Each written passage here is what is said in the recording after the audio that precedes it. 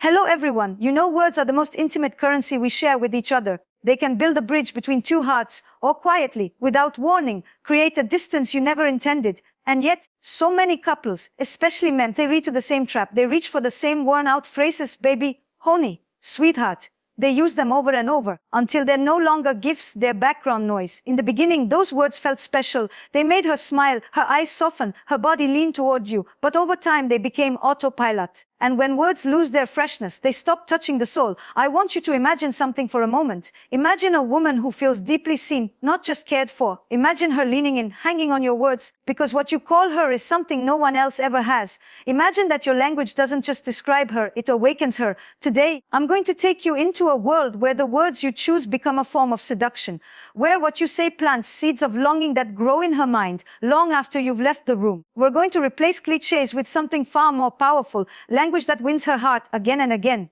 You know, language is more than a tool for communication. It is the very architecture of intimacy. The words you choose are not simply labels. They are invitations, openings, subtle strokes that can shape how someone feels in your presence. When you call a woman baby, Oni, you might mean affection, comfort, familiarity. But over time, these words can become like an old sweater. Warm, yes, but shapeless, threadbare, no longer carrying the spark of desire. They can fall into the realm of habit. And habit, my friend, is the quiet thief of attraction. In the early days, she lit up at these words because they came with novelty, with the electricity of someone new exploring the edges of her being. But as the months or years pass, they become filler, like background music in a cafe, pleasant but unnoticed. And if you are not careful, what once made her feel special becomes invisible. I want you to think about this for a moment. When was the last time you called her something that made her pause?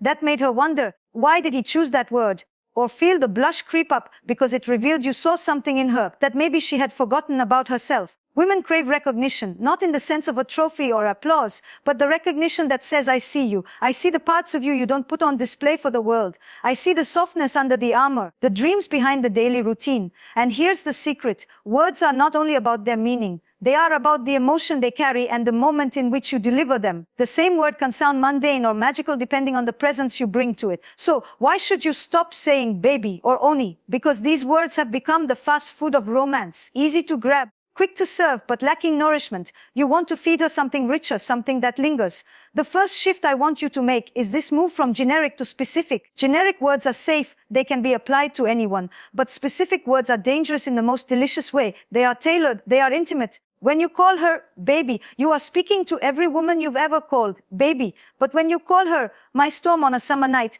you are speaking only to her. You are creating a private language that no one else can touch. Specificity is seductive because it says you are paying attention. It says you notice the way her laugh breaks halfway through when she's truly amused, or the way her hair falls into her eyes when she's deep in thought. You take these details and turn them into names. You might call her trouble when she's teasing you, professor, when she's explaining something with that spark in her eyes, or wildflower, when she's barefoot in the garden. These are not just words, they are mirrors, showing her the many selves she holds. The second shift is about tone. Too often men think that the words themselves will do the work, but in intimacy, tone is the true delivery system of desire. The same phrase, whispered close to her ear, can melt her. Said flatly while you're scrolling your phone, it dies on arrival. You need to let your voice carry intention. Slow down when you say it. Let there be a slight pause before and after the word so it lands. Look her in the eye, or if you're on the phone, let her hear the smile in your voice. Women don't just hear the words, they feel the space around them. And finally, understand that the most powerful names are not constant. If you call her the same thing every day, even the most beautiful phrase will lose its shine. The power lies in unpredictability. It's in saying it when she least expects it, in the kitchen on a Tuesday morning while she's still in her pajamas, or in a quick text in the middle of her workday. Surprise reawakens the senses. So here's where we begin. Retire the generic. Find the details only you see. Wrap them in words that are hers alone. Deliver them with presence, with tone, and with timing that makes her feel like you didn't just say something. You gave her something. Because in the end, the right word at the right moment isn't just sound. It's intimacy made audible. And once you master that, once you understand the danger of generic language and the power of specificity, you start to see that the real art of winning her heart through words is about creating an emotional landscape she wants to live in. Words become rooms she steps into, each one lit in a different way, each one carrying a different scent, a different mood. And you are the architect. But here is the thing most men don't realize. The names you use for her are not simply about her. They are about the space between you. They are about the relationship you're building moment by moment. When you call her something new, something personal, you're not just labeling her, you're rewriting the script of your connection. Let me tell you something important. Desire doesn't live in comfort alone. Comfort is beautiful for love, but it can be a slow death for passion. A woman wants to feel safe with you, yes, but she also wants to feel moved. And movement happens when there's a little bit of risk, a little bit of unpredictability, a sense that the ground could shift in the most delicious way. That's why the second layer of this is to bring in a touch of playfulness. Names that are not just tender, but teasing, suggestive, alive. Playfulness keeps the air between you charged. Imagine you're out with friends and she makes a clever remark. You lean in and call her, "My wicked poet," just under your breath, a little smirk playing at your lips. That word isn't just a compliment, it's a spark. It tells her you see the edge in her wit and you love it. Playfulness can be flirtatious, mischievous, even a little provocative. Maybe she's stealing the last fry off your plate and you look at her and say, "Careful, thief, you're making me dangerous." It's not about the fry. It's about creating a moment where you both step out of the ordinary into something charged, something alive. But to do this well, you must actually see her. You must be attuned to the tiny shifts in her expression, her energy, her mood, because the third shift is about emotional tuning. Let's be honest, most men repeat pet names out of habit because they are not fully present in the moment. They're not reading her signals. They're saying baby because it's easier than saying something real. But if you want to win her heart over and over, you have to let the name you choose be a reflection of this moment, this version of her. Some days she may need to be reminded of her strength. That's when you call her my warrior, after she's had a long day at work or stood up for herself in a difficult conversation. Other days she may need to feel soft, cherished. Then she becomes my quiet place. When you're lying together on the couch, the world outside fading away, this is where presence becomes irresistible. Because when you give her a name that matches who she is right now, you are telling her, "I see you as you are in this exact moment." And that, my friend, is a rare kind of intimacy. And yet, there is another layer, one that many men shy away from, but women crave: vulnerability. To use vulnerability in the words you call her is to reveal something about yourself in the process. It's letting her see that this name is not just about her beauty or her charm, it's about the effect she has on you. When you call her my undoing, you are saying, "You have the power to move me, to shake me, to make me lose my balance." That's not weakness, that's magnetic. Women don't fall for men because they are invincible. They fall for men who can be strong and undone in their presence. So when you choose a word that hints at the way she disarms you, you give her the gift of knowing she matters to you in a way that no one else does. Think of it like this: if the words you choose are always safe, always controlled, they will never pierce the heart. But if they carry just enough truth to make you a little nervous as you say them, that's when they land. And here is where timing, tone, and trust weave together. You cannot use this kind of language with a woman who doesn't yet feel emotionally safe with you. But once that trust exists, vulnerability becomes one of the most powerful aphrodisiacs. It tells her, "I don't just want you, I let you affect me." So now we have moved from avoiding generic names to using specific, moment-attuned, playful, and even vulnerable language. But there's still more to this tapestry, because words also live in the echo of memory. What I mean is this: the names you choose can become part of your shared history. They can call back a private moment in a single syllable. Maybe you once got caught in the rain together, laughing and running down the street, soaked to the skin. Later, months after that night, you call her my rainstorm and watch the way her whole body changes as the memory floods back. That's not just a name, it's a trigger for an entire emotional experience. This is where mastery begins, when your words are not just beautiful in the moment, but carry with them the weight of your story together. Each name becomes a key that unlocks a feeling, a shared secret, a little world that exists only between you. And that is when language stops being just something you speak and becomes something you live. When you understand that words are not simply sounds, but emotional imprints, you begin to see why some of the most powerful names are not loud or dramatic. They are rare. And in intimacy, rarity creates value. Think about it. If every time you saw her, you called her by the same word, even if it was beautiful, it would fade into the background. But if you choose your words like a poet, deliberately, sparingly, as if each one were a precious stone, then every time you give her a name, it will feel like a gift. This is the principle of scarcity. Not withholding affection, but making sure it doesn't become white noise. Scarcity also gives you the power of contrast. If you're usually playful and teasing, and then one day, without warning, you look at her in complete stillness and call her something deeply tender, perhaps my home, it will hit her with a force she doesn't expect. She will feel it in her chest because it breaks the pattern. This is where mystery enters. Mystery is not about being vague or distant. It's about leaving space for her to lean in. If every name you call her explains itself, it closes the loop. But if you sometimes choose a name that makes her wonder, that sparks curiosity, she will carry it with her, turning it over in her mind long after you've said it. Maybe one day you call her my compass. She'll ask why, and you just smile and say, because you already know. That's not being evasive. It's planting a seed. She will replay it, search for its meaning, and in doing so, keep you alive in her thoughts. Mystery keeps the connection dynamic because it mirrors the truth of long-term attraction. You can know someone deeply and still be fascinated by them. In fact, that's what keeps love alive, not complete knowledge, but the continual discovery of new depths. And then there is silence. Yes, silence. Because sometimes the most powerful thing you can do is let the moment breathe before you speak. We live in a world where space is constantly filled, music in the background, words in the air, messages on the phone. But in intimacy, a pause can be electric. Imagine you're looking at her, there's that unspoken tension, and you let the silence hang just a little too long before you finally say the word. That pause tells her you felt something before you spoke it. It tells her this is not casual, it's deliberate, it's chosen. Silence makes words heavier, richer. Now, I want to take you deeper into something subtle but incredibly potent, letting your words reflect not just what you see in her, but what you awaken in her. This is different from simply describing her. It's about naming the version of herself that comes alive when she's with you. If she feels more adventurous around you, you might call her my wildfire. If she becomes softer, more open, perhaps my gentle tide. These names are not about labeling her fixed identity. They are about honoring the dance between you, the way you change each other. And this, my friend, is why some words can live for years in a woman's memory. Because they are not just about her. They are about the unique alchemy of you and her together. Now, let's not forget the most impactful words often come in moments when you are not trying to seduce her at all. They come in the kitchen while she's pouring coffee, when she's tired and unguarded, or when she's telling you about something that hurt her and you see a tenderness in her you want to protect. You catch her hand and quietly say, my brave girl.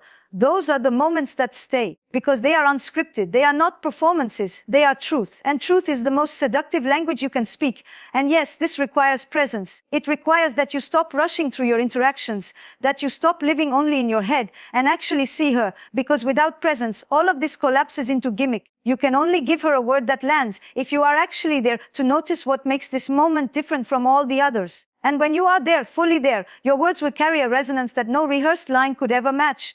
By now, you can feel how we've moved far beyond avoiding baby or Oni. We're in a different territory entirely. You're not just swapping one pet name for another, you are transforming the way she experiences you. When you do this consistently, something happens. She starts to associate you with feeling more alive, more desired, more herself. And that is the most powerful position you can hold in her life. Not the man who calls her cute names, but the man whose words open parts of her she can't reach on her own. And the beauty. You don't need to be a poet to do this. You don't need perfect words. You just need to notice, to choose deliberately, to speak with intention, and to let your words be rare enough that they keep their weight. Because in the end, the right words are not just sounds. They are experiences. And experiences are unforgettable. You see, it's one thing to understand the theory. It's another to live it in the real world. Words in love are like spices in cooking. The magic is not just in choosing the right one, but in knowing when, where, and how much to use. Too little, and the dish is bland. Too much, and it overwhelms. So let's bring this into the small, everyday moments where it matters most. Picture this, it's early morning. The kind of morning when neither of you has fully woken up yet. She's in the kitchen, hair a little messy, moving slowly. You could say, morning, baby, the way you always do. Or you could lean against the doorway, take in the sight of her in that unpolished, intimate state, and say softly, good morning, my dream before I wake. You don't need to explain it. You let her carry the meaning in her own way. That's how a simple morning becomes something she feels in her chest. Now imagine a playful setting. You're out at a market together. She's trying on sunglasses, making faces at herself in the mirror. This is the moment for a teasing name that matches her mood. Maybe you grin and say, careful, my dangerous little star. You're making strangers fall in love. It's light, it's flirty, but it's also specific to what's happening right now. And then there are the moments of vulnerability. She's had a bad day. Her energy is low, her shoulders are tense. This is when you strip away the playfulness and give her something steady, something grounding. You sit beside her, let your hand rest on hers, and say, my safe place. Not because you're making her your refuge, but because you want her to feel that she is a refuge for you too. That her presence matters in more ways than she realizes. You can also weave this into moments of shared adventure. You're on a weekend trip walking down unfamiliar streets. The air smells of spices and rain. She's laughing, curious, taking everything in. That's when you can stop mid-step, look at her with genuine appreciation, and say, my compass. In that instant, you're telling her she's more than company. She's the reason the journey feels alive. And this doesn't only apply to long-term relationships. In early dating stages, the way you use names can set you apart from every other man she's met, while others stick to safe and generic. You give her something that makes her feel like you're already paying attention. If she tells you about a dream she's chasing, you can remember it and later call her my artist or my rebel, depending on the nature of that dream. That's how you plant roots in her memory even before the relationship is fully formed. But let me be clear, this isn't about performance. If you try to force these words, she will feel it. It's about attunement. That means you need to slow down enough to notice. Notice how she moves today, how she's speaking, the light in her eyes, or the absence of it. Your words should match the moment, not compete with it. Sometimes the power comes from connecting a name to a private shared memory. Imagine months after a spontaneous midnight swim, you call her my moonlit siren as you pass her a glass of water in the kitchen. It's unexpected, and it brings the whole memory rushing back. That's not just a name, it's a portal. Other times, it comes from connecting her present self to her potential. If she's working hard towards something, you can choose a name that affirms the future she's building. My fearless one can be more than romantic. It can be a vote of confidence, a reminder that you see her not just for who she is today, but for who she's becoming. And remember, the impact isn't only in the word, it's in your delivery. The way you hold eye contact, the warmth in your voice, the slight lean in that says, this is just for you. The most intimate language happens in the space that exists only between the two of you. In time, these words will create a web of emotional anchors, little strings that connect different moments, moods, and memories. She will feel them when you're with her, and she will remember them when you're not. That's when you know your words are working, not because she reacts in the moment, but because she carries them with her silently in the days that follow. And here's the beauty: as your relationship grows, so does your private language. New moments create new names. Old names gain new layers. This evolving lexicon becomes a living record of your connection, a story only the two of you can read. So when people ask, why stop saying baby or oni? It's not because these words are wrong. It's because they are incomplete. They are the cover of the book, when the real seduction is in the pages only you can write. And every time you choose a word that belongs to her, and to her alone, you're not just winning her heart for that moment. You're writing yourself into the way she feels about herself. That is the kind of connection that doesn't fade. If you've stayed with me through this journey, you already feel it. The shift from calling a woman baby or honey out of habit to choosing words that awaken something inside her.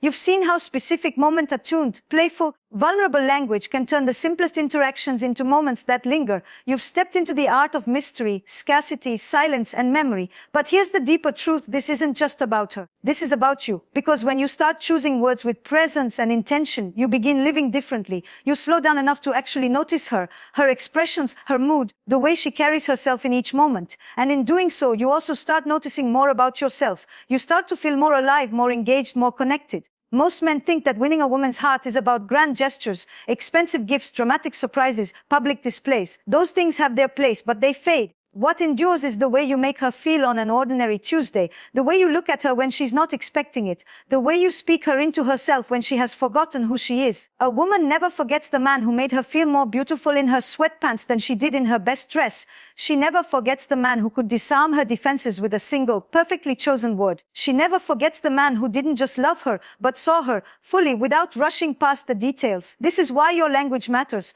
because when you replace the generic with the deeply personal, you turn love from something passive into something active, alive, and continually renewed. And here's the beautiful part: it doesn't require perfection. You will not always find the perfect word. Sometimes you will try and it will land awkwardly. That's okay. The power isn't in getting it right every time. The power is in showing her that you care enough to try, that you are paying attention, that you are not content to coast on autopilot. In fact, some of the most cherished moments come from imperfect expressions. The time you stumbled over your words and she laughed, kissed you, and said, "You're ridiculous." Because even in your imperfection, she felt your sincerity. And I want you to remember something essential: the best words are not rehearsed. They are born in the moment, drawn from the reality you are sharing right now. You can't force that kind of authenticity. It grows from your willingness to be present. Presence is the real seduction. It says, I am here with you now. You have my full attention. The rest of the world can wait. And when a woman feels that, she will lean toward you every time.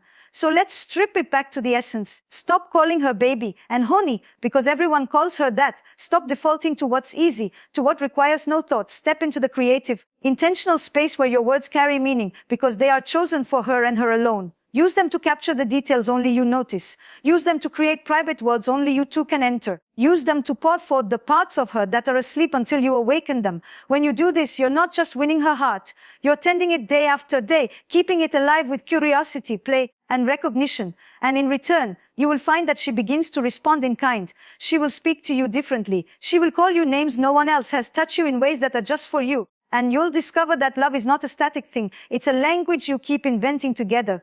So as you leave here today, I want you to do one simple thing. The next time you see her, whether you've known her for years or you're just beginning, pause. Look at her as if you are seeing her for the first time. Find one detail, one spark, one truth that belongs only to her in this moment, and give it back to her in a word. Let it be hers alone, and watch what happens, because in the end, it's not the big speeches or the perfect lines that win her heart. It's the quiet, deliberate choice to make her feel seen. It's the courage to speak the truth of what you notice. It's the rare gift of naming her in a way that says, I know you, I choose you, and I will keep choosing you. And that is a language she will never stop listening for.